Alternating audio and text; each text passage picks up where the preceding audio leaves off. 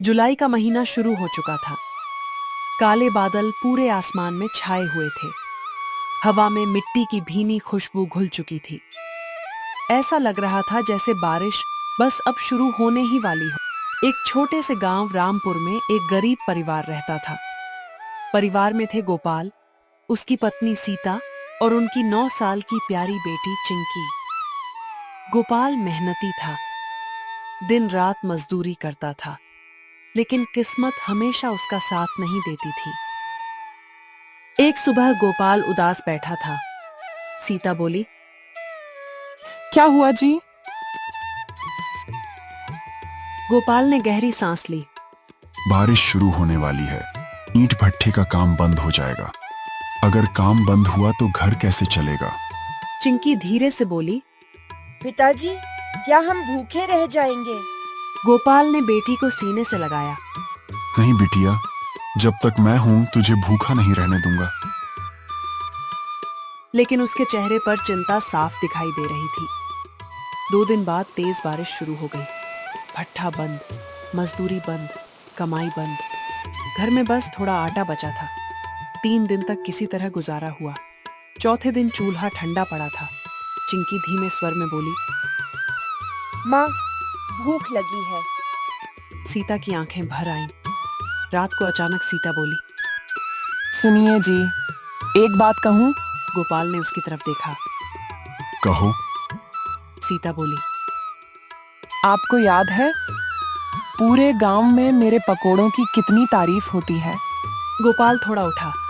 हाँ, तो? सीता बोली, क्यों ना हम पकोड़ों की छोटी दुकान शुरू करें?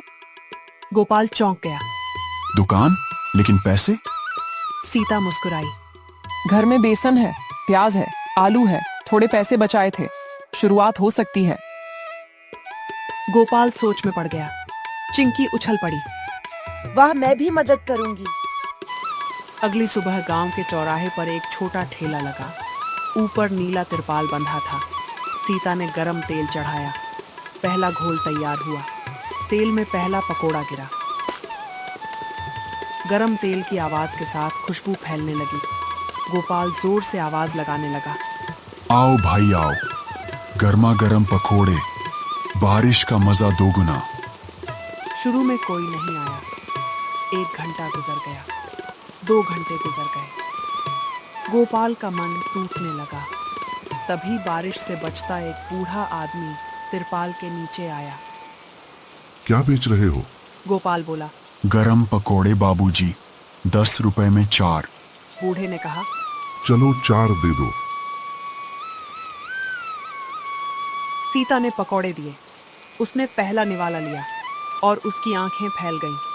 अरे वाह, इतने स्वादिष्ट! वह जोर से बोला।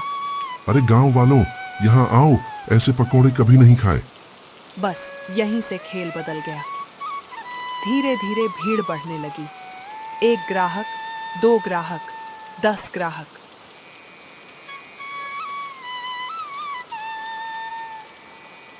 फिर लाइन लग गई। तेल में लगातार पकोड़े गिर रहे थे। सीता के हाथ रुक नहीं रहे थे। गोपाल पैसे संभाल रहा था। चिंकी प्लेट दे रही थी। शाम तक सारा सामान खत्म हो गया।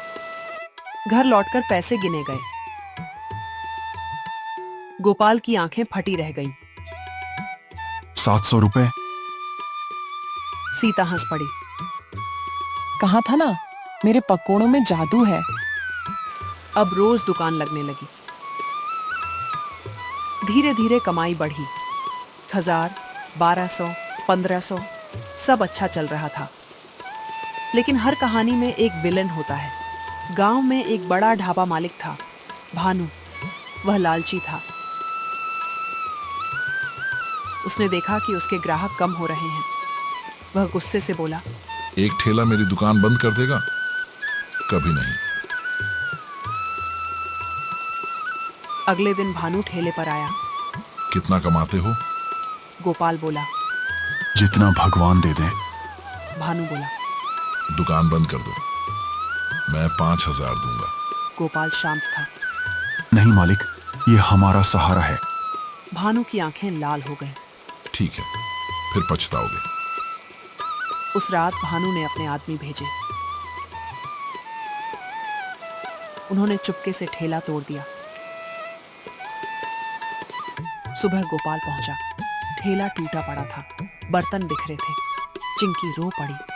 पिताजी, अब क्या होगा? गोपाल जमीन पर बैठ गया। उसकी हिम्मत टूट गई। सीता की आंखें गुस्से से भर गईं। नहीं, हम हार नहीं मानेंगे। गोपाल बोला। लेकिन कैसे? सीता बोली। उन्होंने ठेला तोड़ा है, हमारी हिम्मत नहीं। उसी समय गांव वाले आने लगे। वहीं बूढ़ा ग्राहक बोला। बेटा, आज हमारी बारी है। गोपाल चौंक गया।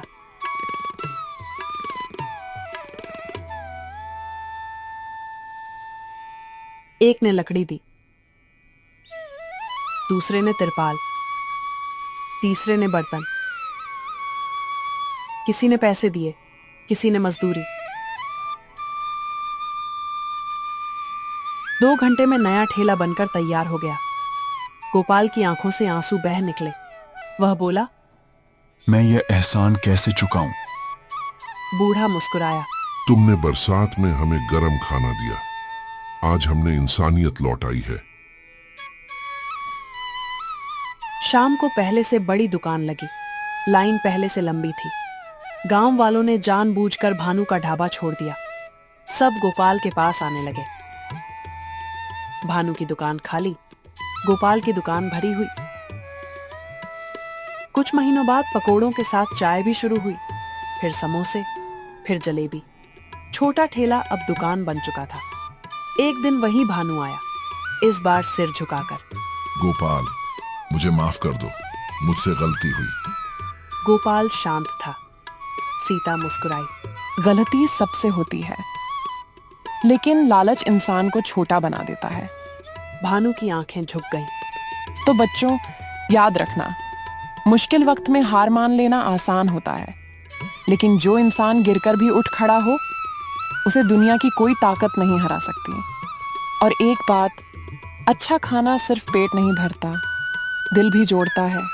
इसीलिए कहते हैं, मेहनत का स्वाद सबसे मीठा होता है।